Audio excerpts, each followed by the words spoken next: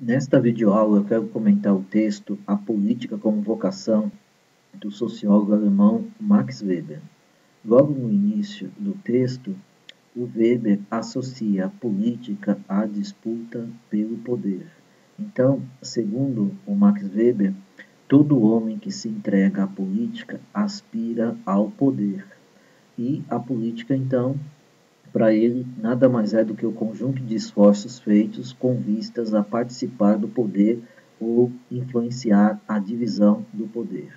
Então, para o autor, política sempre caminha para e passo com a disputa, com a busca pelo poder, em especial o poder político. Mais adiante, o Weber apresenta uma famosa definição de Estado que afirma que Estado é a comunidade humana que, dentro dos limites de determinado território, reivindica o monopólio do uso legítimo da violência física. Então, segundo o autor, o que caracteriza o Estado é o fato de nós, cidadãos, aceitarmos que esta instituição, o Estado, exerça, lance mão, utilize da violência para garantir a ordem, a paz e a solução dos conflitos. Daí a ideia de que esta violência praticada pelo Estado, claro que dentro do limite da lei, é uma violência legítima, aceitável. Outros grupos, como um grupo criminoso, por exemplo, utiliza da violência. Nós sabemos disso. São organizações, inclusive, extremamente violentas, mas não são organizações que utilizam de uma violência aceitável, legítima, reconhecida, né, pela sociedade. Ao contrário, é uma violência discricionária, criminosa, etc. E, portanto, não legítima, ou melhor, ilegítima. Já a violência praticada pelo Estado tem o cunho de uma violência legítima, aceitável. Então, é como se nós transferíssemos essa prerrogativa para o Estado para que ele garanta a paz e a ordem. E mais ainda, para que a gente não se veja no direito de utilizar da violência a qualquer momento. Seria um caos se todo indivíduo resolvesse os seus conflitos, os seus problemas através da violência individual, né? Seria o que nós chamamos de estado de guerra. Então, para que isso não aconteça, é criada esta instituição que nós chamamos de Estado e que, por sua vez, né, exerce ou reivindica, né, como está aí na definição, o monopólio do uso legítimo da violência física. Mais adiante, o Weber se pergunta em que condições os homens se submetem e por quê.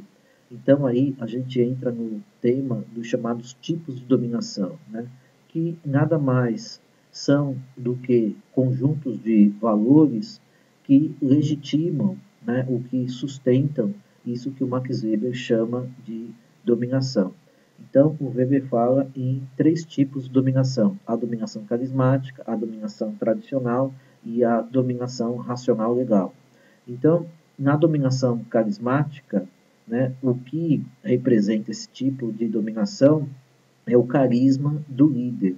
Então, o grupo, né, que é dominado, ele vê no líder carismático alguém capaz de realizar grandes feitos, grandes façanhas, até alguém como um detentor de poderes mágicos, né? Então, o grupo acredita, né, no poder, né, no carisma desse líder e o segue por conta disso. Então, segundo Max Weber, pode ser um líder carismático, um profeta, um guerreiro ou aquilo que o Weber chama de demagogo, né, que seria, no caso, um político com grande capacidade de oratória.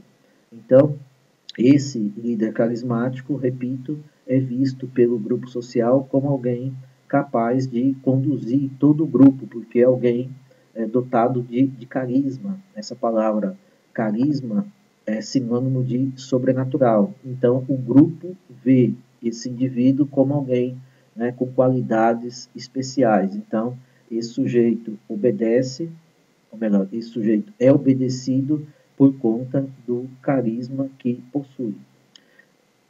Adiante, o Weber fala da chamada dominação tradicional, quer dizer, aí a ideia de tradição, ou seja, costumes, atos, ações, né, que são seguidas desde muito tempo, né, e por serem seguidas desde muito tempo, são vistas como aceitáveis, como corretas, etc. Né? Então, na dominação tradicional, se obedece por tradição. Então, se obedece ao rei, porque o rei tradicionalmente ocupa, né, o poder, obedece à nobreza, né, porque a nobreza é uma classe, né, tradicional. Então, a dominação tradicional, ela, segundo Max Weber, é mais típica, né, do período medieval. Né? Mas, até hoje, né, a gente continua, né, obedecendo regras, preceitos, né, trazidas pela tradição, pela ideia de tradição, de costume, de hábito, né, de coisas e comportamentos que são seguidos porque nós até perdemos, né, já a data, o tempo, né, desde quando a gente obedece, a gente como sociedade obedece, segue, né, tais costumes, tais hábitos ou a tradição propriamente dita. Então, o que o Weber também está dizendo é que existem, né, certas épocas, como eu já me referi, que se caracteriza mais, que está mais presente a dominação carismática ou a dominação tradicional. Mas que na época atual, né, a tipo de dominação mais presente, aquela mais forte, é a que o Max Weber chama de dominação racional legal. Então, atualmente, apesar de ter a presença do carisma, né, do líder, apesar da presença da tradição, dos costumes, etc., o que mais salta aos olhos, o que mais está presente hoje em dia, é o tipo de dominação racional, ou, melhor dizendo, racional legal, que é aquela dominação pautada pela ideia de competência, de mérito, de regras escritas. Então, na vida atual, é muito presente o direito, os códigos, ou seja, regras escritas. E nós obedecemos tais regras porque, entre outras coisas, talvez a principal característica é porque elas são formuladas e apresentadas de forma racional, de forma técnica, de forma científica. Então, a obediência se dá, né, por conta da presença desses argumentos, né, argumentos científicos, técnicos, racionais. Né? Então, o tipo de dominação racional legal tem a ver com a ideia de burocracia, né? A ideia de hierarquia, a ideia de racionalidade, como eu já coloquei, a ideia de mérito, de competência. Então, se a gente pensar no judiciário, o judiciário ele envolve uma dominação racional legal. Então, você não ocupa cargos, né? Normalmente não é por eleição, mas é por mérito, porque você presta concurso e a instituição do judiciário tem toda uma hierarquia. Então, os membros dessa instituição, eles ocupam postos e eles vão galgando, né? Eles vão subindo de cargo, né? Conforme vão se qualificando. Enfim, então, a ideia de dominação atual é muito pautada por essa ideia da burocracia, dos códigos, da racionalidade, etc. e tal. Mas é bem verdade também que, apesar de ser a dominação, a justificativa do poder mais presente, essa ideia da racionalidade, é bem verdade, como eu já falei, continua presente a ideia de tradição, a ideia de carisma. Então, no âmbito da realidade, é como se elementos desses três tipos de dominação se misturassem. Mas hoje, sem sombra de dúvidas, a dominação mais presente é a dominação racional legal. Mais adiante, o Weber ele vai falar algumas coisas, né, sobre a questão da administração, né, do Estado. Então, ele fala de dois tipos de Estado e cada um deles vai envolver, né, um tipo, né, de administradores. Então, ele vai se referir, né, a um tipo, né, de administração do Estado quando o Estado maior, né, os funcionários ou outros magistrados, de cuja obediência depende o detentor do poder, são eles próprios os proprietários dos instrumentos de gestão. Instrumentos esses que podem ser recursos financeiros, edifícios, material de guerra e etc. Então, aqui claramente é aquela ideia, né, de Estado medieval, no qual a nobreza ela era, ao mesmo tempo, né, detentora, né, dos recursos de gestão, de administração do Estado, e ela própria, nobreza, era os funcionários do Estado.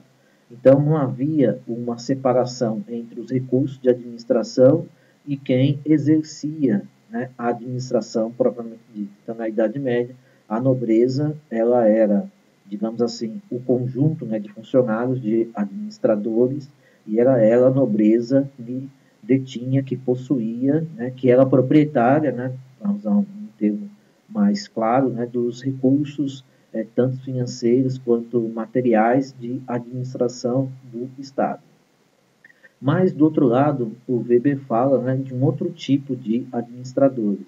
Então, ele diz que, nesse caso, o Estado Maior é privado dos meios de gestão, no mesmo sentido em que, na época atual, o empregado e o proprietário são privados dos meios materiais de produção numa empresa capitalista.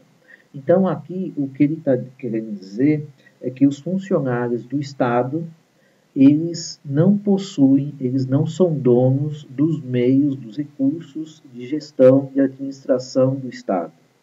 Ou seja, esses meios, esses recursos, pertencem ao próprio Estado, sejam eles, né, edifícios, sejam eles recursos financeiros, né, ou outro tipo, né, de bem, de recurso, esses recursos pertencem ao Estado agora, e não mais a quem administra o Estado. Então, por isso que ele está fazendo essa comparação, né, com o mundo capitalista. Então, no mundo capitalista, uma das coisas que caracteriza o capitalismo é o fato, né, da burguesia ser a classe proprietária, né, de um lado, mas do outro lado, né, houve essa separação. Você tem, né, o proletariado que não possui bem nenhum, né, ele só possui a força de trabalho para vender no mercado. E aqui o Weber está se referindo aos meios, né, de gestão. Então, os meios de gestão, no caso do Estado moderno, eles pertencem ao próprio Estado e não aos funcionários, né, que administram o Estado. Então, uma separação semelhante à qual nós já vimos no mundo econômico. Mais adiante, quando Weber vai entrar mais nessa questão, né, do político com vocação, né, o político que eles chamam de político profissional, ele vai dizer, olha, você tem aí dois tipos de políticos, né? Você tem aquele que vive para a política, ou seja, que se dedica, né, plenamente ao mundo da política, e aquele que almeja o poder, né, como nós já salientamos, e é aquele sujeito que age de forma totalmente independente, né? Daqui a pouco a gente vai falar, ele levanta ideias, ele levanta bandeiras, e ele é independente porque nem sequer uma dependência financeira ele teria mais, né, esse político profissional. Então ele tem total independência, totais condições para se dedicar exclusivamente à política, né, e buscar aquilo que ele almeja, que é, como nós já falamos, o poder, né, influenciar outros grupos, outras pessoas, através do poder. É isso que almeja o dito político profissional.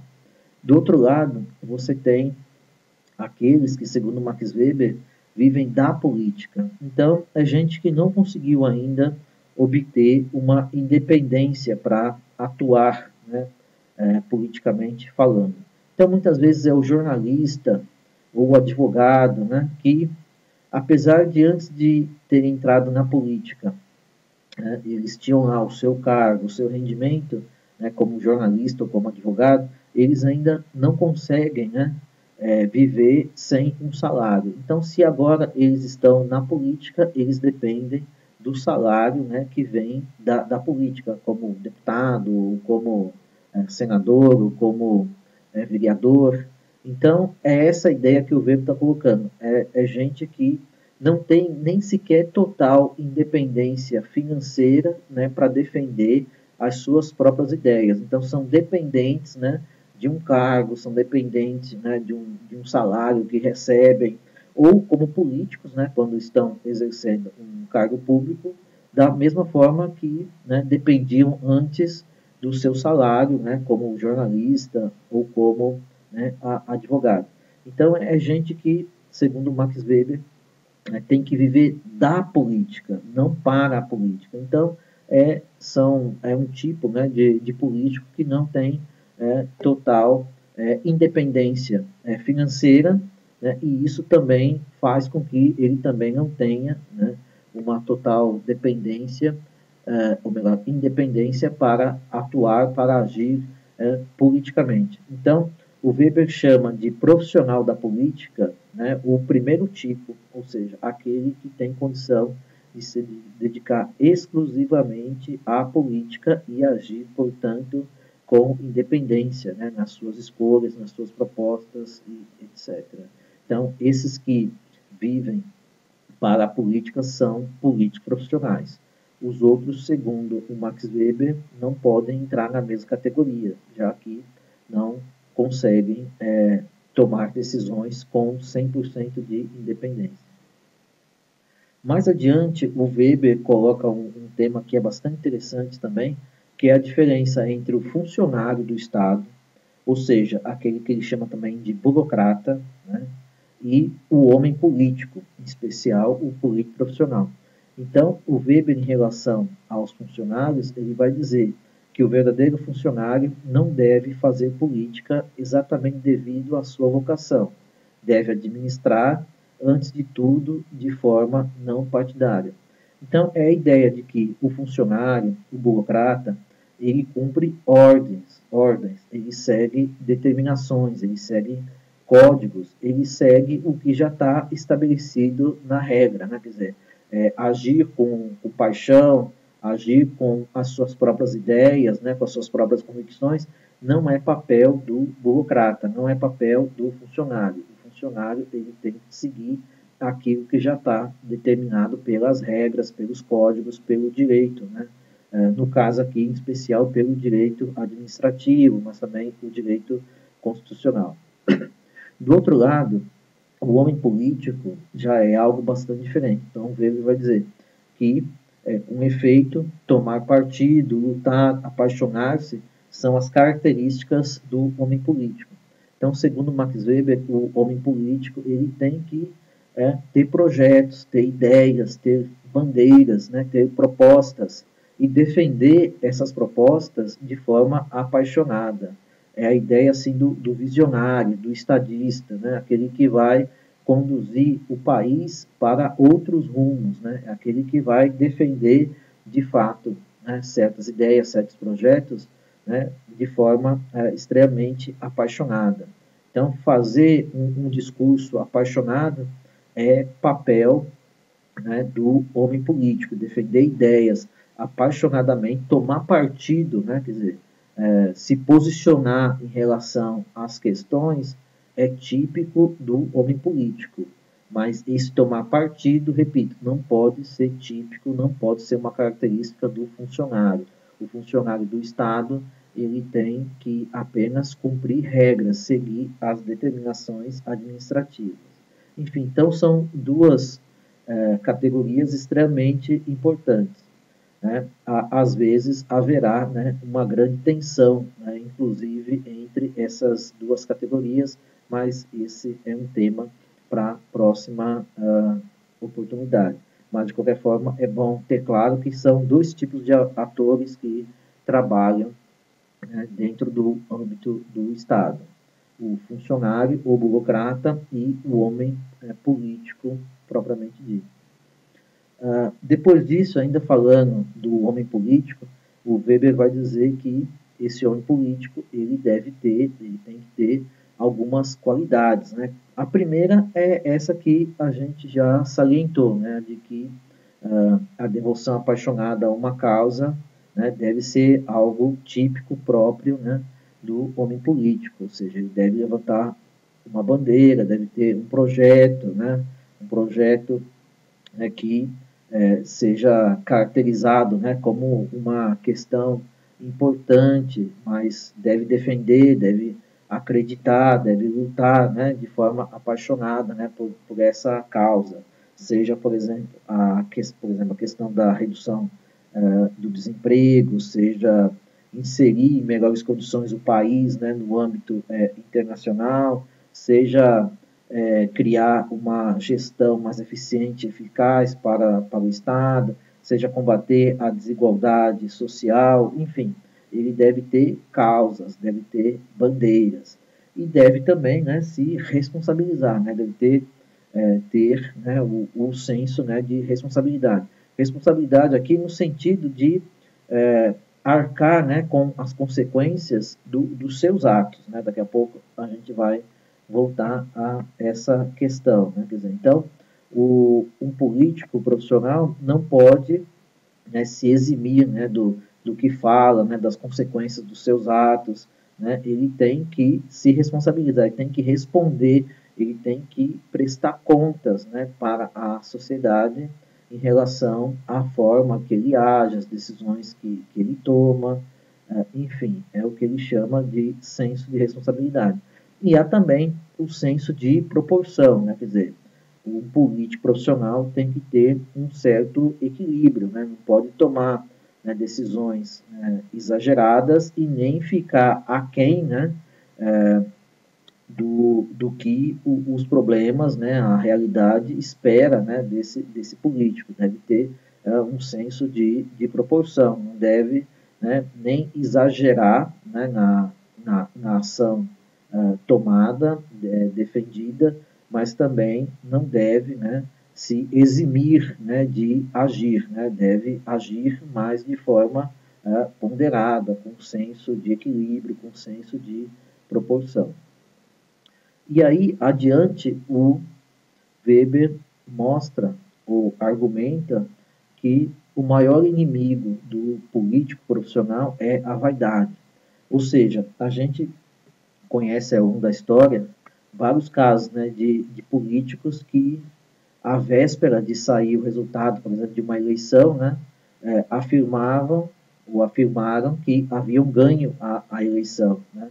Então, isso transmitiu ali uma certa vaidade, né?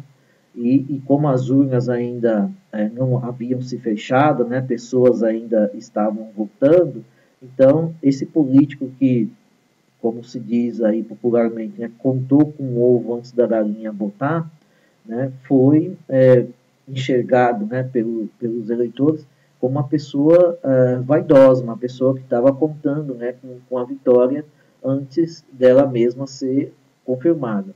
O fato é que, em várias situações, esse comportamento vaidoso produziu até uma reviravolta, né, na contagem dos votos. Então, um político vaidoso, prepotente, muito dono de si, né, que acha que sabe de tudo, normalmente não é bem visto, né, pela sociedade.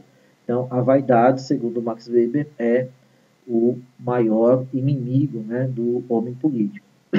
E também em política, segundo o Weber, né, existem alguns pecados, né, e segundo ele, né, um dos principais é não defender uma causa, é não ter um projeto, não ter uma proposta. Né? Quer dizer, um político que quer se diferenciar dos demais, ele tem que ter uma bandeira, ele tem que ter uma proposta, uma ideia, né, para defender. Né? Mesmo que essa ideia seja uma ideia até muito difícil, né, de ser praticada imediatamente, mas o político também tem que ter esse lado, né, visionário, ele tem que olhar para o futuro, né, e não para o passado. Enfim, então tem que ter propostas para a área de educação, propostas para a área de saúde, proposta no âmbito das relações internacionais. Segundo Weber, não é tão necessário que o político acredite sequer, né, nessas propostas, nessas bandeiras. Né? porque como a gente já deixou bem claro, o que ele visa, o que ele quer atingir é o poder, né? Mas também não pode ser o poder pelo poder, né? Segundo o Max Weber. Para que o político chegue ao poder e mantenha o poder, ele tem que prestar bons serviços, né? Daí essa ideia de ter proposta, de levantar bandeiras, etc. e tal, né? Então, aquele político que não defende causa alguma, segundo Max Weber, não é um bom político, e aqui se trata, né, de um verdadeiro pecado em política. Outro pecado é não ter sentimento de responsabilidade, ou seja, aquele político que sempre foge da responsabilidade, né, que não assume as consequências dos seus atos, né. Isso também pode se revelar, né, em um grande problema, em um grande pecado em política, né, como a gente já falou. O político ele tem que prestar contas, ele tem que deixar claro para a sociedade se ele tomou uma determinada decisão, ele tem que depois justificar, depois explicar por que ele tomou, né, tal decisão. Então, prestar contas é a ideia do sentimento de responsabilidade. Se ele não tem esse sentimento de responsabilidade, é uma falha bem grande, né, um verdadeiro pecado, né, para o político, né, não ter sentimento de responsabilidade, não prestar contas, não arcar com as consequências dos seus atos. No finalzinho do texto, o Max Weber ele fala, né, de dois tipos de ética. Né? Porque tem toda essa discussão. Não existe ética na política, o político pode fazer qualquer coisa. Não, segundo Max Weber não é assim, mas ele distingue, né, a chamada ética da convicção da ética da responsabilidade. Então, a ética da convicção, segundo o Weber, é a ética assim, dos intelectuais ou daqueles que seguem princípios. Então, por exemplo, o intelectual ele pode afirmar, né, que é, por exemplo, um pacifista. Né? Quer dizer, não, eu não defendo o uso da... Eu defendo que a violência não seja utilizada, né, em situação nenhuma. Quer dizer, o intelectual, ele pode, um intelectual, um religioso, pode seguir, né, esse princípio do pacifismo. Né? Então, por princípio, ou seja, antes de mais nada, eu sou um pacifista. Eu não defendo o uso da violência. Para mim, a violência não deve, não pode ser utilizada em situação nenhuma. Enfim, então é tranquilo para um intelectual, para um religioso, seguir, né, esse tipo de ética. Mas, segundo Max Weber, isso não é possível no caso da política, porque vai ter hora, né, eu estou falando aqui da perspectiva do Estado, né, do poder, que o Estado e mesmo os políticos vão ter que autorizar, inclusive, o uso da violência. Né? Numa situação de guerra, por exemplo, evidentemente o Estado tem que se proteger, né? E se protege como? Usando as armas, lançando mão do poder militar, ou seja, gerando violência. Mas a gente vê também que no caso, né, de revoltas, de desordens, né, de tumulto, o Estado também utiliza da violência, né, para reprimir a revolta, o tumulto, a desordem. Então, aqui o Weber está se referindo a um outro tipo de ética, é a chamada ética da responsabilidade. Ou seja, o estadista, né, o comandante, né, o líder do Estado, ele não pode, né, se guiar por uma ética da convicção. Ou seja, afirmar que é um pacifista e que não usa da violência. Eu só estou dando esse exemplo, mas poderia levantar outros aspectos. Por quê? Porque ao fazê-lo, se ele seguisse uma ética da convicção, baseada em princípios, ele estaria colocando em risco a sobrevivência do próprio Estado. Imagina a situação, o Estado está sendo invadido, né, pelo seu inimigo externo, e o líder do Estado afirma que é um pacifista e não vai usar da violência para proteger o Estado. Quer dizer, ele está sendo aí, na verdade, o anti-estadista. Ele não está cumprindo aquilo que espera-se dele. Por isso que o Weber vai dizer, não, esse estadista tem que se guiar pela ética da responsabilidade. Ou seja, existirão situações que o Estado vai ter que lançar mão, utilizar da violência. Ele vai ter que reprimir, evitar uma invasão, ou mesmo reprimir, né, eu estou falando aqui, repito, do ponto de vista do Estado, reprimir, né, uma situação de desordem. Claro que a gente está vivendo, né, numa era, né, que a gente, né, acredita, né, e batalha, né, para que seja uma época democrática, né, realmente democrática. Então, nesse caso, o Estado tem que agir dentro da lei, dentro dos limites da lei. Mas mesmo uma democracia, né, existirão, como existem, situações nas quais o Estado tem que utilizar da violência, seja, repito, por conta de uma desordem interna, né, uma revolta, né, uma onda de criminalidade, né, internamente falando, seja, né, por conta de uma invasão de um inimigo de fora, externo. Então, nessas situações e em várias outras, o Estado ele tem que se impor. E ele vai se impor, muitas vezes, utilizando da força física. Só que qual que é a diferença entre a ética da convicção e a ética da responsabilidade? É que no caso da ética da responsabilidade, o estadista não fica imóvel diante da situação, ele age, né, como por exemplo no caso de conter uma desordem, mas ele deve se responsabilizar pelo o seu ato. Ele deve, por exemplo, explicar para a sociedade que foi necessário a utilização da força, porque ele não podia, em hipótese alguma, admitir que o Estado fosse colocado em risco, né? Então, é claro que nessas situações é possível, e a gente vê que isso acontece, né? Alguns ficam feridos, outros, né, terminam falecendo, mas um estadista ele tem que se responsabilizar por isso, ele tem que explicar se ele não agisse naquela situação, né, as consequências poderiam ser ainda piores, né? Então, essa ética da responsabilidade é a ideia de prestar contas, né, de se responsabilizar, né, pelos seus atos. O que um estadista, o que um político profissional, né, um chefe de Estado não pode fazer é se omitir, né, alegando que, por princípio, né, ou no caso aí, pela ética da convicção, ele não utiliza da violência. Na verdade, quem é chefe de Estado, né, é questão de tempo, né, de ter que autorizar a utilização de algum tipo de violência, porque, como a gente já falou, o que caracteriza o Estado, o que define o Estado, é que ele é o monopólio legítimo do uso da violência, né?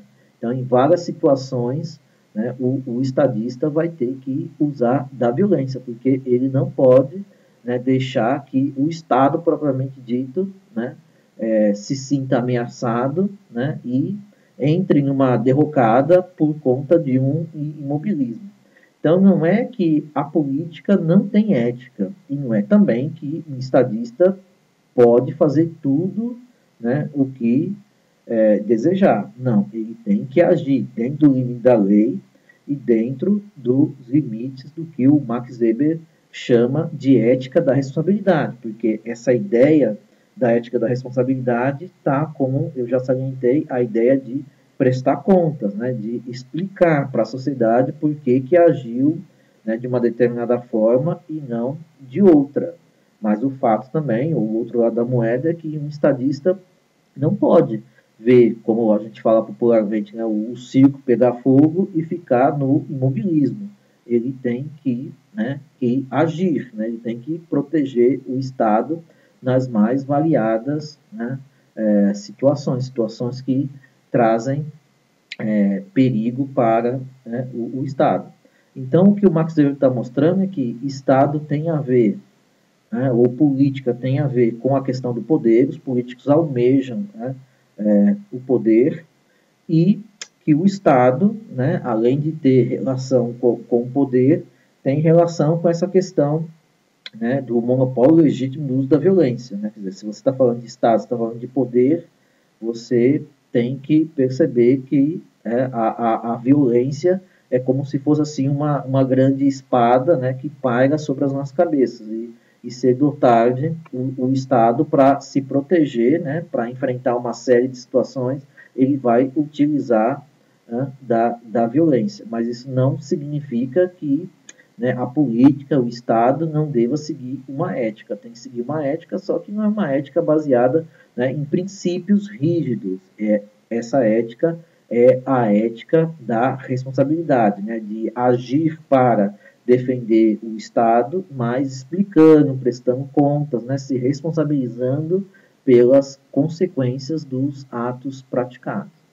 Bom, eu vou parar por aqui, espero que numa próxima oportunidade a gente continue a debater esses temas tão importantes e tão instigantes que nos traz o Max Weber. Muito obrigado e até a próxima oportunidade.